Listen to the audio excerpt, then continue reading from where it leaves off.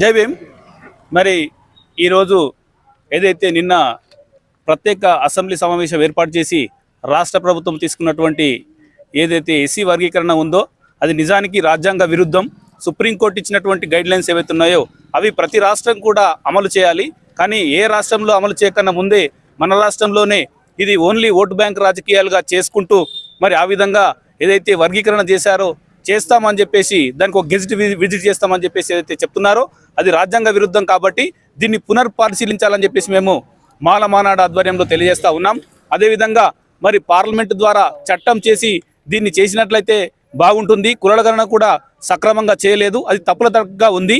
మాల జనాభాను తక్కువ చేసి చూపించారు. కాబట్టి ఆ విధంగా కాకుండా మాకున్నటువంటి జనాభా ప్రాతిపదికన ఏదైతే ఉందో అది సక్రమంగా రాజ్యాంగబద్ధంగా పార్లమెంటు ద్వారా శాసనం చేసి చట్టం చేసి చేసినట్లయితేనే మేము దాన్ని యాక్సెప్ట్ చేస్తాం. అప్పటి వరకు దీనిపైన పోరాటం ఎప్పటికీ ఉంటుందని చెప్పేసి తెలియజేస్తా ఉన్నాం. మరి కాంగ్రెస్ ప్రభుత్వం కానీ అదేవిధంగా బీజేపీ ప్రభుత్వం కానీ మందకృష్ణను కోవట్టుగా పెట్టుకొని జనాభా ప్రాతిపదికన ఎక్కువ ఉన్నాయి కాబట్టి మా జనాభాను తక్కువ చేసి చూపించారు. కాబట్టి దీన్ని కూడా పునర్పరిశీలించి మళ్ళీ కులగణన చేసి మా వాటేందో మాకు చూపాలని చెప్పేసి అదేవిధంగా రాజ్యాంగబద్ధంగా వర్గీకరణ చేయాలని చెప్పేసి మేము ఈ రోజున డిమాండ్ చేస్తూ ఉన్నాం. మాల సంఘాలన్నీ కూడా దీన్ని పూర్తిగా వ్యతిరేకిస్తూ ఉన్నాయి, ఖండిస్తూ ఉన్నాయి. కాబట్టి దీన్ని రాష్ట్ర ప్రభుత్వం పునర్పరిశీలించి దీనిపైన క్షుణ్ణంగా పరిశీలించిన తర్వాతనే రాజ్యాంగబద్ధంగానే నడవాలని చెప్పేసి మేము రాష్ట్ర ప్రభుత్వాన్ని డిమాండ్ చేస్తూ ఉన్నాం. ఈ రోజున జై భీమ్, వర్ధిల్లాలి భారత రాజ్యాంగం. ఈరోజు ఇది ఒక బ్లాక్ డేగా మేము దళితుల మాలల తరపున ఒక బ్లాక్ డేగా మేము అనుకుంటున్నాము. ఎందుకంటే భారత రాజ్యాంగం ప్రకారం డాక్టర్ బాబాసాహెబ్ అంబేద్కర్ గారు ఒక వెనుకబడిన తరగతులు, షెడ్యూల్ కులాలు అందరు కలిసి ఒకే ప్రాతిపదికన ఉండాలని 341 ఆర్టికల్లో జోడించి దాన్ని డివైడ్ అండ్ పాలసీలో భాగం కాకూడదనే ఉద్దేశంతో డాక్టర్ బాబాసాహెబ్ అంబేద్కర్ గారు ఆ రోజు పొందుపరిచారు. దానికి విరుద్ధంగా ఇప్పుడు 341 ఆర్టికల్ను సవరించి ఎస్సీ వర్గీకరణ అనేది జరగాలి. కానీ అది సాధ్యం కాదని తెలిసి ఇది ఎంఆర్పిఎస్ మందకృష్ణ మాదిగ గారు ఇది బీజేపీ ఆర్ఎస్ఎస్ వాళ్ళకు కోవట్టుగా మారి వాటిని అడ్డదారిలో సుప్రీంకోర్టు తీర్పు ఇప్పించి ఇది వర్గీకరణ చేయడం జరిగింది. అందులో జనాభా ప్రాతిపాదికన అని చెప్పినప్పుడు దాన్ని సరైన విధంగా దాని కౌంటింగ్ అనేది గణన అది జరగలేదు. దాన్ని అడ్డదారిలో అది తప్పుల తడకగా చేసి మాలలకు 5%, మాదిగలకు 9%గా విభజించి మాలలకు అన్యాయం చేశారు. దీన్ని మేము తీవ్రంగా వ్యతిరేకిస్తున్నాము. కనుక భవిష్యత్తులో కాంగ్రెస్ పార్టీకి తగిన గుణపాఠం మాలలే చెప్తారు.